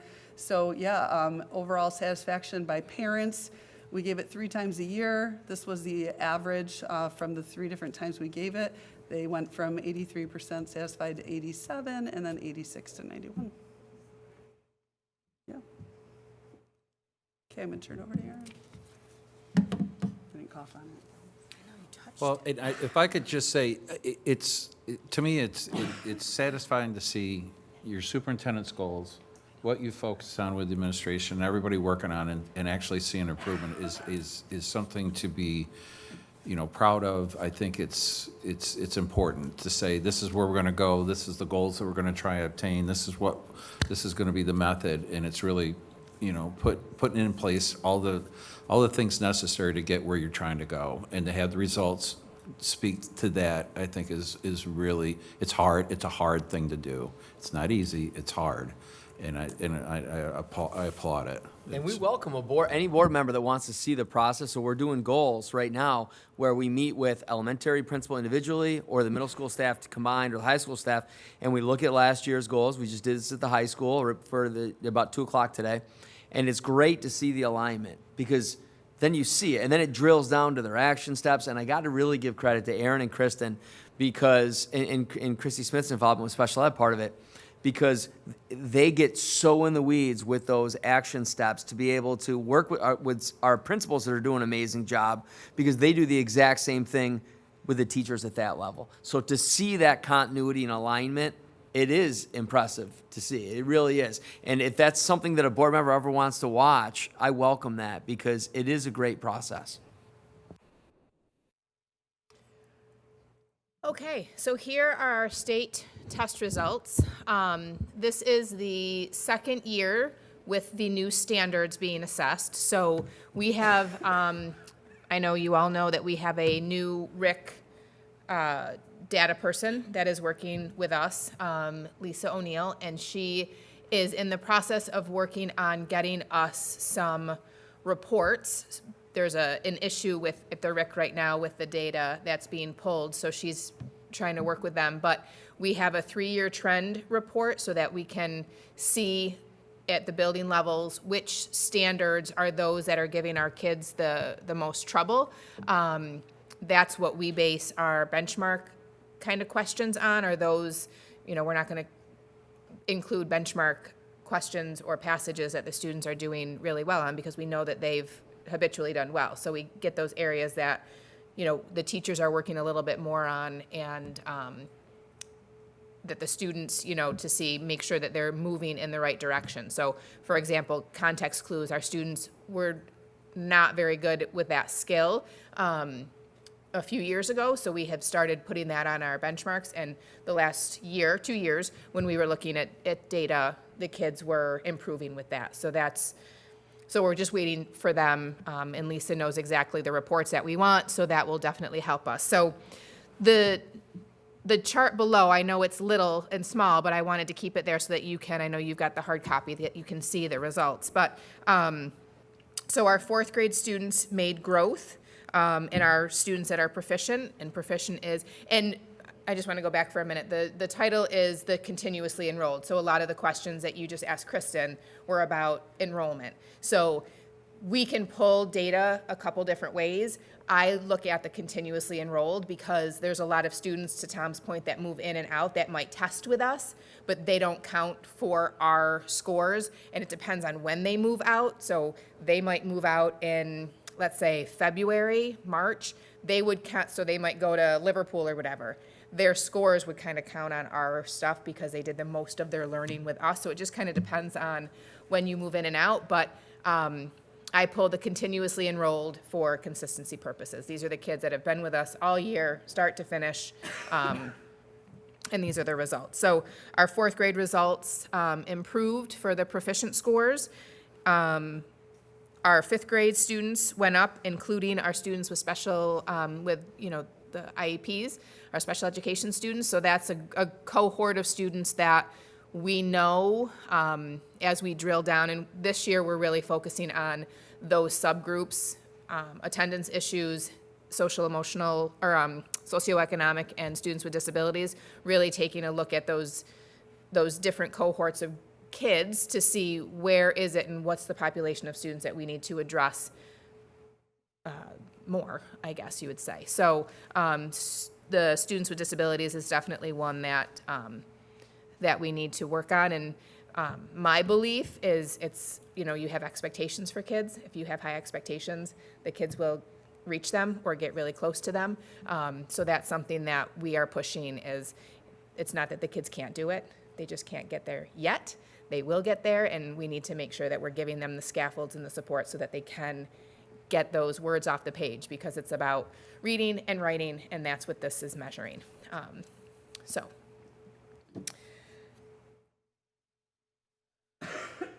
Here's our math results. So math is, we have some different results. So our students are performing better in math, and that's a good sign. So we've got our third grade students increased, our fifth grade students increased across the board, our seventh grade students increased across the board, our eighth grade students, including students with disabilities, and then our algebra scores. So remember last year I explained that the students who take the algebra exam count as proficient for the New York State assessment. So we had 62 students take algebra in eighth grade. Of those 62, 90% of them received proficient scores. So when you add that to our total number of eighth grade students, that number is 69% of our kids were proficient for math. And there are sometimes our students with disabilities that one of their testing accommodations could be that they have tests read to them, and where on ELA they might not, because their reading level is a little bit higher, but it's harder for them. So they can sometimes get that math test read to them. So now you're taking away the area that's a concern for them, and it's leveling the playing field for that math stuff, so their math skills can shine, as opposed to getting bogged down with the reading part. So the more we push our other stuff, then we'll start to see all of it move.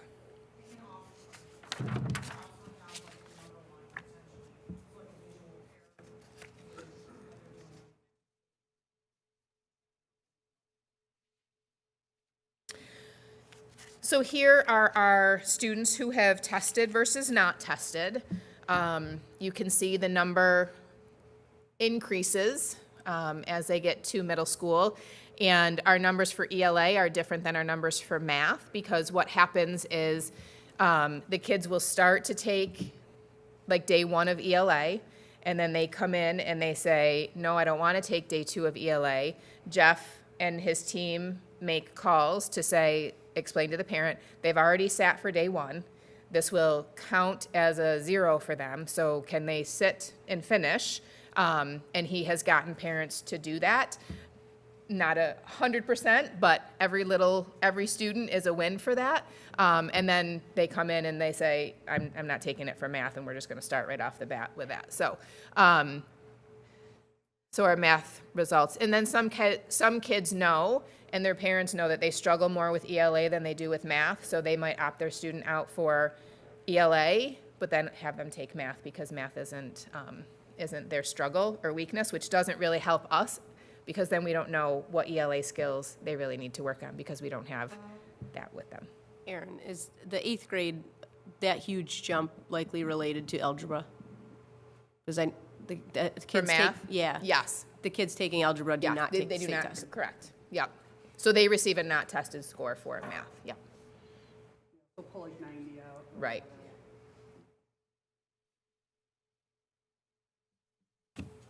That's it. Any questions for that? No, I think we should post, like, when you post that, that's a little asterisk that should say. Someone looks at that, doesn't know, they're gonna go, wow. So I think it's important. Yep. Good. Sure.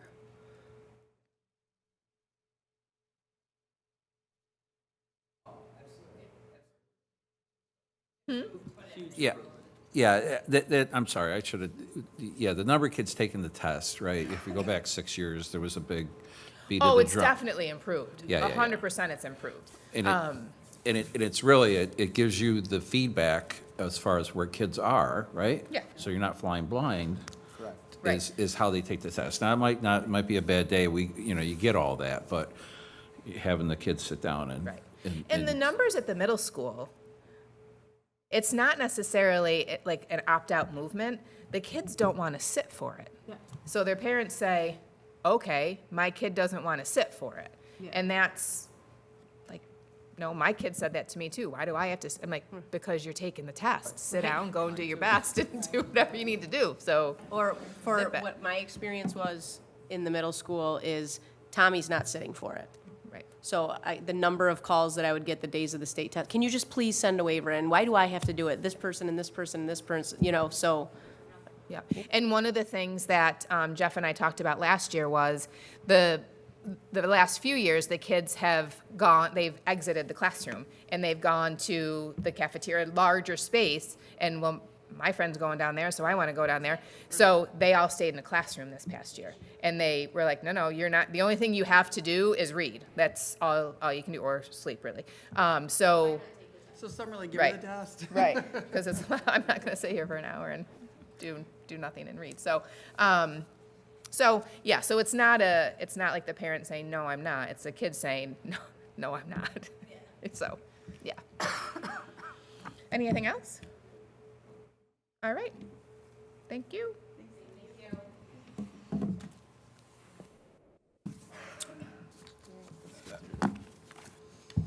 Okay, so item 5, voting delegated guide. I know you've all read it. There's 38 propositions. Is there anything that you're hard over, not really wanting to support? Come on, Lori, you've read it all, haven't you? No. Yeah, so I had the pre-meeting today at 4, and it was painful. But I'll do my duty and make the vote, so that's all I got to say on that. Mateo, did you read it? No? Okay. No, just kidding. Just kidding. Okay, on to item E, personal instructions. Could I get a motion to accept item E in its entirety? I'll second. Any discussion? All those in favor? That passes. Item F, consent agenda. Could I get a motion for all items F1 through F10? I'll second. Any discussion? All those in favor? Item G, reports. You've got it, sir. All right. So the first item I have on my list is homecoming. The varsity football team played a great game against Fulton, having won 60-20. Touchdowns were made by senior Angelo Turo with 4, Bryce St. Clair with 2, Jack Height with 1, Colin Keys with 1, and Nick Milamachi with the remaining points and field goals. I would also like to mention that our field band and cheerleading team put on a great halftime show that captured the audience's attention. Next on my list, I'd like to discuss some successful events we've had. First, Ms. Shantz in student government helped to organize the Red Hawk Rally and Pep Rally, as well as the Duncan event. I know that students and our community enjoyed both. We also recently held our public phone forum, where students were able to come and share their opinions regarding the potential phone ban. Senior Abby Tetral, who is actually here tonight, even had the chance to share her thoughts, which later aired on News Channel 9, so that's pretty cool. Some upcoming events in our school include the annual blood drive scheduled for October 29th, and the semi-formal, which has now been moved to November 15th. And outside of the school, the girls lacrosse teams will be holding a bingo fundraiser on October 20th at 4 p.m. for $20 a person at Fright Yard Brewing for anyone interested. And I had a couple more notes, but I'm going to hold off until Ms. Shantz presents. So that's all for me for now. Thank you. Okay. Any board members have anything to report? Tomorrow night's a tough game for JV and varsity soccer playing ESM. At home. Huh? It's for boys, though. Boys, yeah. Oh, they played ESM today too, girls. Today? Yeah, we were there. You lost. Unacceptable. I'm just kidding. Cute kid. Okay. Tom? Yes. So I just, my Mateo always does a great job touching upon some of the things that I always like to do, recognizing the students and the pep rally and all of that. That was awesome. So I can jump onto some things that I want to be able to say in public space, so they're there. So I am the McKinney-Vento officer for the district. I've been doing it now, I would say, 6 months. It's a substantial amount of work. And so the work could happen whenever they call my work cell back, because I always give them my work cell phone when I leave messages. Sometimes they call me back 6 o'clock, 7 o'clock, 8 o'clock at night, sometimes on the weekends. So just to give you an idea of McKinney-Vento real quick, 30,000-foot view. So McKinney-Vento status is homeless status. And so the reason why it requires me to have a conversation with them to see if they meet the guidelines set forth by the New York State Education Department on what makes a homeless status student. We have a lot of people that think that it's homeless status, but it's not when you work it through.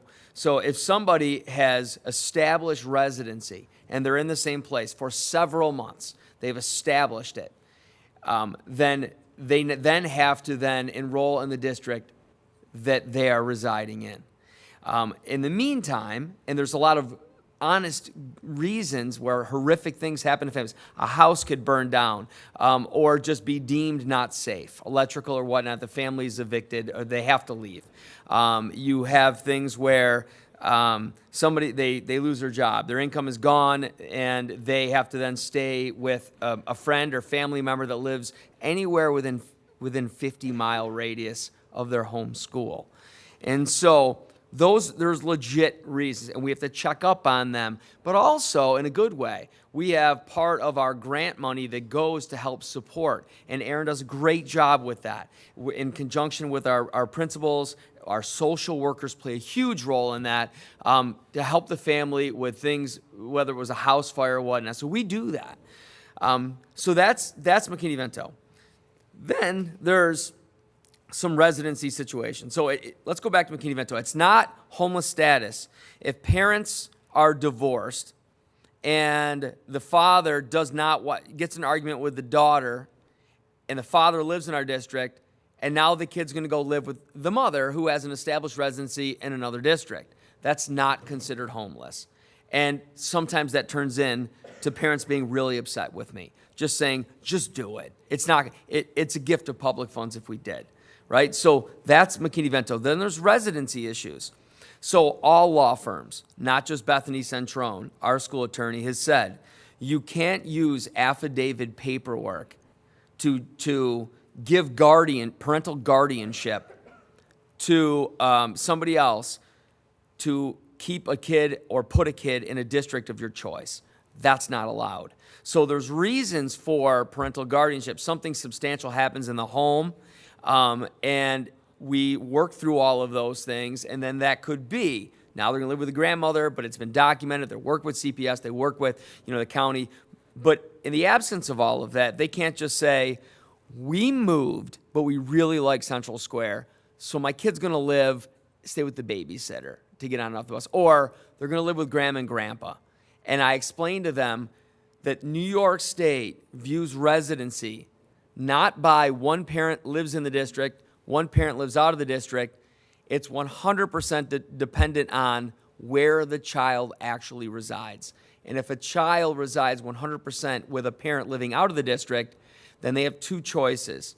They can pay tuition, or they have to enroll in the other district.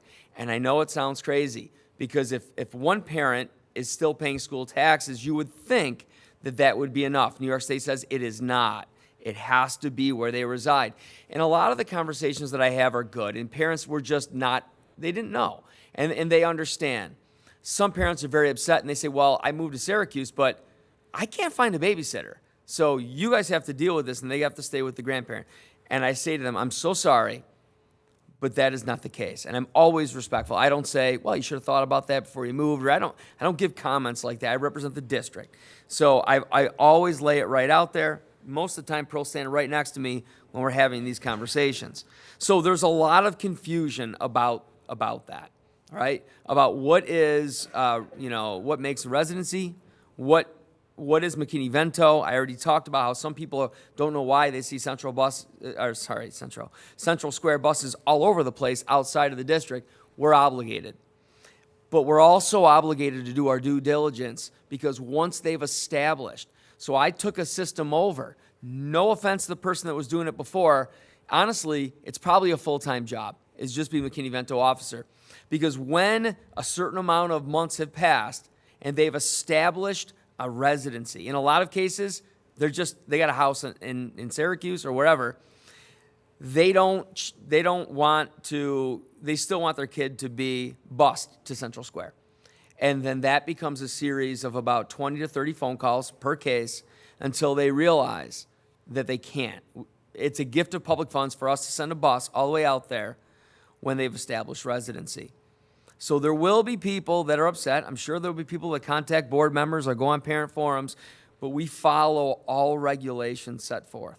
So I just wanted to kind of talk about that because some people are confused on McKinney-Vento. They're confused about residency issues.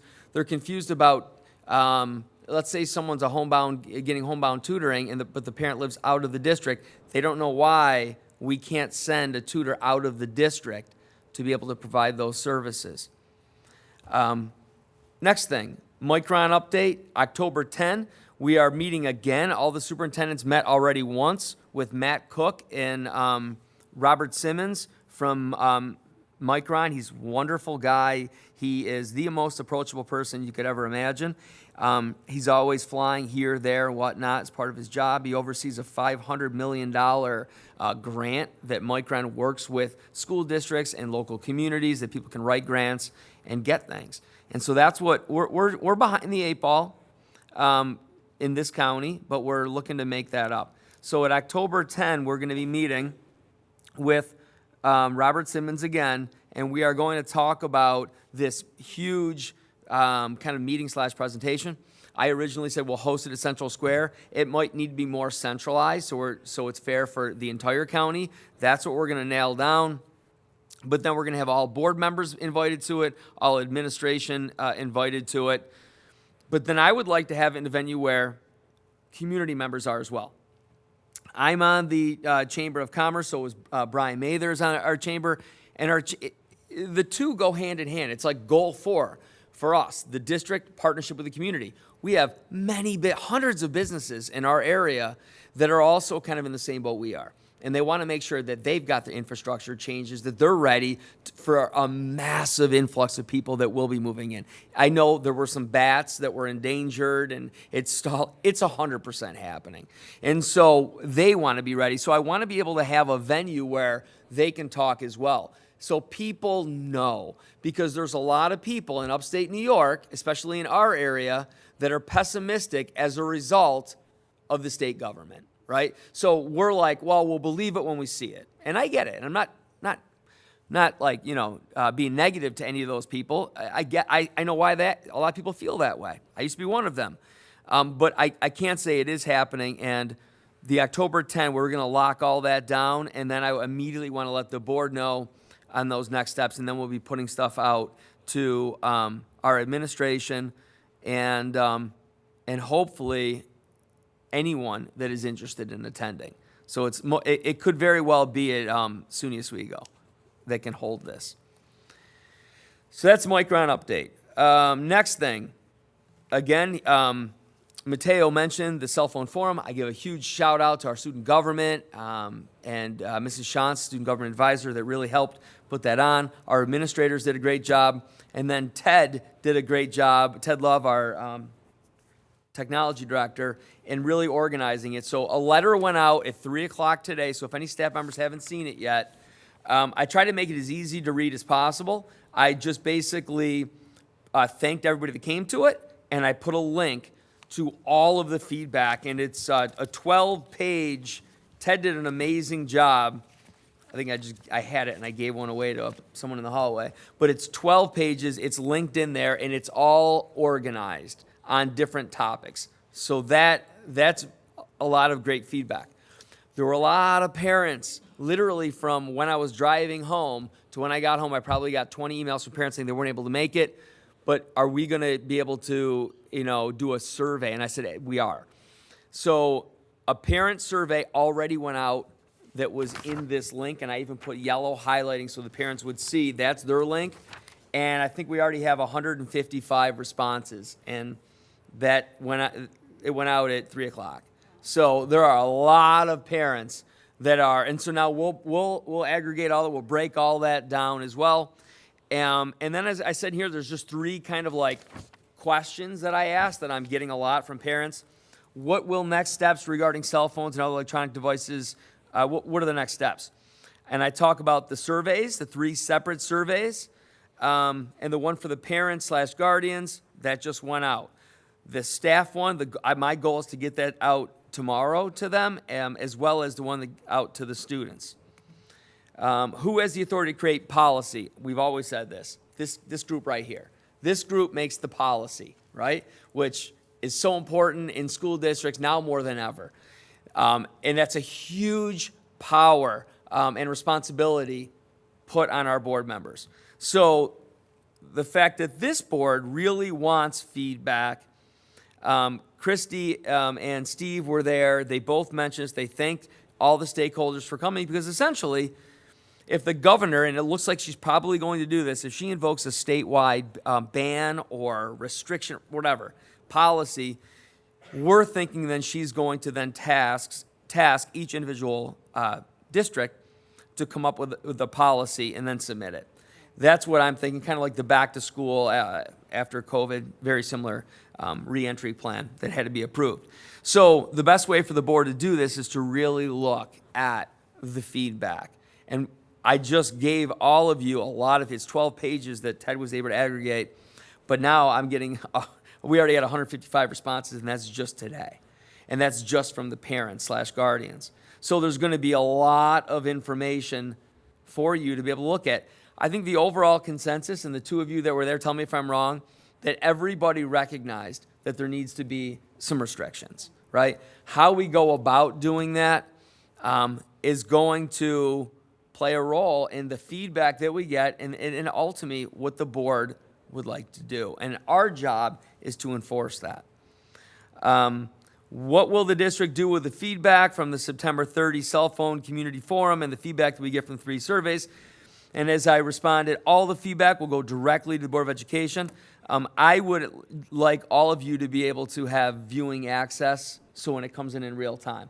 Because some of you have time at different times, but maybe not at other times. And you can just pull it up and see it in real time. So you're seeing everything. We didn't filter out anything. And so I'll do that tomorrow. So ultimately, that's where it will come down to. The students brought up some really great points. One of the highlights of the night I had was at one of the tables, you had one father that was just opposed to any phones in schools at all. He was very well read and researched and read a book about it.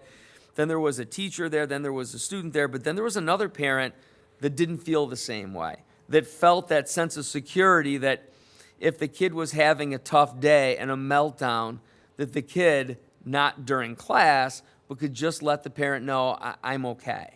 Because there are some kids that are really experiencing a lot of significant issues. Mental health has gone up in this country. The amount of cases is kind of like quadrupled, I would say, since the pandemic. And there are a lot of legitimate issues that kids are going through. Now, I'm not saying this to justify anything. I'm just saying that's what was happening at the table. And the one parent that came into that forum dead set on a complete ban, phones shouldn't even be brought in the building, then changed a bit and said, I didn't really think about that. Or I didn't think about the fact that, the other parent said, I didn't think about the fact that if we were in lockdown, I'm probably going to call my kid or text my kid. And you're right, that can inevitably make a dinging sound where if somebody, God forbid, was going down a hallway with an AR looking to kill as many people as possible. I know it's hard to hear, but you want it to be dead silent. You want no noise coming out of those classrooms. The last thing you want is the vibrating and dinging. That doesn't change the fact that parents are human and they're going to want to feel, they're going to want to be able to know that connection. So again, it's going to be a huge responsibility that the board will ultimately come up with a policy, but I will make sure that we do our due diligence and we get you as much feedback as possible. So I'm really looking forward to that. Tomorrow, it was supposed to be today, but I told Channel 9 I have a board meeting, so they switched the whole thing to tomorrow. So it's me, it's Tony Davis, Superintendent of Syracuse City, and Superintendent of Onondaga Central, Rob Price. It's live at 5:30 tomorrow. It's a cell phone forum. And I'm very happy to be able to share out that we came to a consensus that there needs to be restrictions. And so I'm going to say what we've already done. We're so far ahead of all the other districts and soliciting information and whatnot. So tune in tomorrow. It's live. We'll see where that goes. I'm definitely going to give a shout out to our student government, Mateo, and you, student rep, for doing a great job with that. So that's cell phones. Yep, that's pretty much everything I wanted to touch upon. If anyone has any questions, board members, about McKinney-Vento, about residency issues, anything you may see or hear about, please just give me a call, because those are the things that I want you all to feel very comfortable with, because sometimes misinformation gets spread.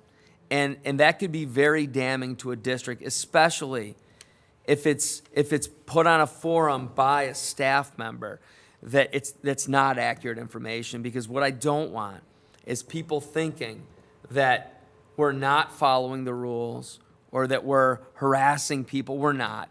We are following the rules because what we have right now is a lot on our teachers' shoulders, especially at the elementary level, where we have more and more elementary kids in classrooms. And I was just talking with Aaron about this. Aaron, correct me if I'm wrong, but in one of our buildings right now, if a kid came into 2 of the grade levels, they wouldn't be able to go to that building this year. They would have to be bused to a different building. I have not experienced that during my time here. So then, and there's no room in that building for another section. So we could add a TA to help, and we're doing those things. But when it comes to a whole nother section, they would have to go to another building. Now, West Tennessee has done this for a while. They've run out of space. So somebody can come in. They're not actually going to the same school that their neighbors are going to. And I know there's issues with that. All the more reason to make sure that the kids that are in those classes are in there the right way. And someone's not gaming the system, and a kid is getting on the bus at a grandparent's house because people moved out of the district. And that's not fair for taxpayers. It's not fair for the teachers, the TAs, the administrators that are dealing with a lot of issues. And honestly, it's not fair for the kid that's getting driven by their parent to a place each day that's not really where they're residing. So there's a lot of layers to this. I am always willing to answer a phone call from a board member or any parent, actually, because I don't give specifics. I did over the weekend. I had a parent reach out to me that saw something on the parent forum. They called my work cell. We had a great conversation. I shared all the rules. I spoke in generalities. I didn't speak about any specific cases because that wouldn't be appropriate. And the person was very appreciative at the response that I gave. So that concludes my report. Steve, one comment or thank you recognition for the cell phone forum would be to Matthew.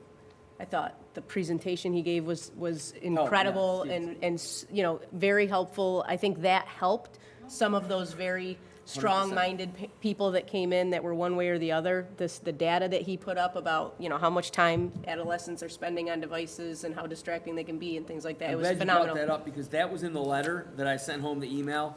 I actually give a shout out to Matt Stevens, and I again put all of his slides. That was incredible. Yeah, he did a great job. It was a great forum, and I think overall there was a consensus to restrict them in some way. But, more to follow on that, I would say. More information. So I think it's definitely, pointed in the right direction. I think we'll come up with an amicable solution to it. Won't make everybody happy, Never will. but we'll try our best. Okay, thanks, Tom. Could I get a motion to accept item H in its entirety? I'll second. Any discussion? All those in favor? Okay. Let me see here. So I will make a recommendation or a motion that the Central School District Board of Education move into executive session to discuss matters leading to the tenure of He did H1 and 2. H. Oh, you did them all together? All together. No, that's okay. If you all agree not to, that's fine. We want to keep Pearl happy. I'll start my motion again. I'd like to make a motion that the Central Square School District Board of Education hereby move into executive session to discuss matters leading to the tenure of 3 particular people and matters leading to the employment of one particular person with no action to follow. Can I get a second? I'll second. Any discussion? All those in favor? Thank you. No, so she came if we had any questions, if anyone had questions about the field trips. Yeah. But I don't know if she had a presentation per se. Did anybody have any questions for her? That's why they're there. Oh, I'm sorry. We just like to be well prepared Yeah. and here to answer any The Disney trip is a new trip, so she wasn't sure. Oh. They're not leaving this week, are they? No. Disney's closed. So I will say this, Jen Johnson did a phenomenal job in really looking at the cost and being extremely creative. She could probably, when she retires from here, go and work for Disney and what to do to keep the cost low. She actually delivered it to me. She delivered it to me literally on a silver platter when she came into With my mouse house. ears? When she talked to me last week, she had said, not a penny, it's not gonna cost anything, all the costs are covered, you know, like, we got it all. So, yeah. I learned a lot in all this process, but I have to say, Andrew and Abby were both here, and they were absolutely ready to speak and say anything that, you guys might have had questions about. They were ready and happy to answer any questions you had. So I have a question. What is the first thing that you guys want to have for a snack when you're at Disney? You guys have answered. There you go. Take All right, guys, thank you. Take your approval and run. Here you go, Grandma Pearl.